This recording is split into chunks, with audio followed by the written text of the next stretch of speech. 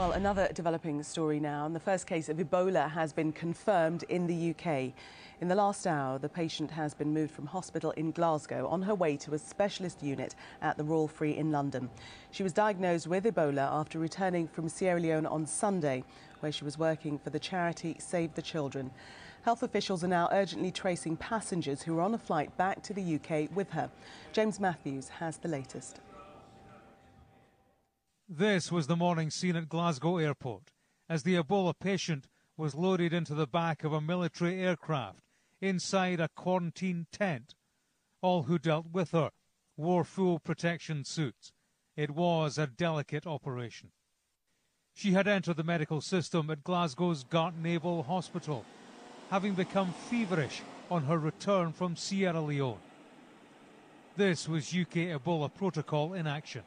A convoy transfer first by road to the airport, and there on the tarmac was the plane which had flown in for the onward journey to London of a patient and a virus.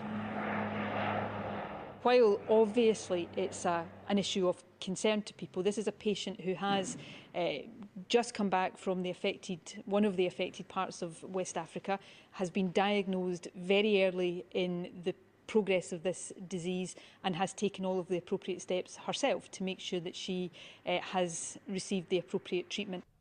The NHS employee had been working for the Save the Children charity at the Ebola treatment centre at Kerrytown in Sierra Leone.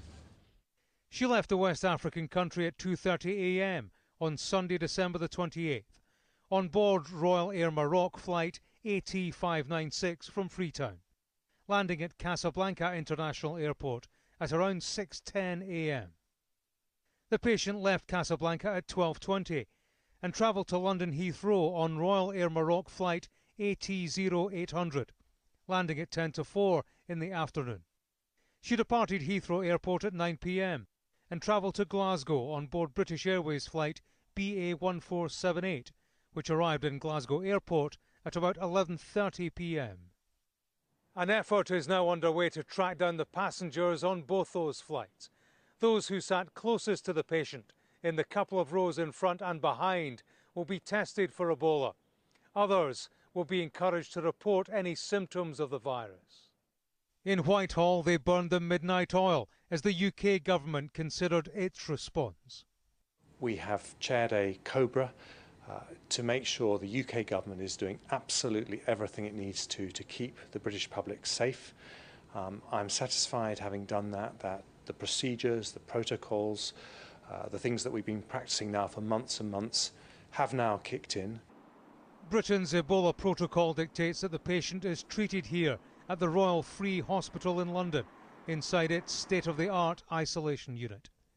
Before entering the hospital system, she was only in the company of one person upon arrival in Glasgow, other than medical staff. For health professionals worried about a wider spread of Ebola, that is encouraging news. So is the fact that in the patient affected, the virus has been caught in its early stages. Well, live at Glasgow Airport is Sky's James Matthews. And James, you know the patient took off very early this morning. Remind us of what happened overnight. Yeah, about 3 o'clock, Gillian, she left Gart Naval Royal Hospital in a convoy, 2 ambulances and 4 police vehicles. She was brought here to Glasgow Airport, where a military aircraft landed around the same time. The back of the aircraft, the door was opened, and out from an ambulance stepped a woman. It's not confirmed whether or not she was the patient, but there was certainly a woman being tended to by professionals in protective suits. She herself didn't have any protective gear on. There was a face mask and a hood over the top of her head and what appeared to be a dressing gown. On stepping out of the ambulance, she was dealt with, put into this quarantine tent and rolled manually into the back of this military aircraft. Half of those who were involved in that stayed in the aircraft with her. They are making that journey to the southeast of the UK. The other half, they stayed on the tarmac, and there was some decontamination activity going on. And it's at the Royal Free Hospital, where she should arrive over the course of the next few hours, where her treatment will now begin in earnest. OK, James, thank you very much for that. We'll just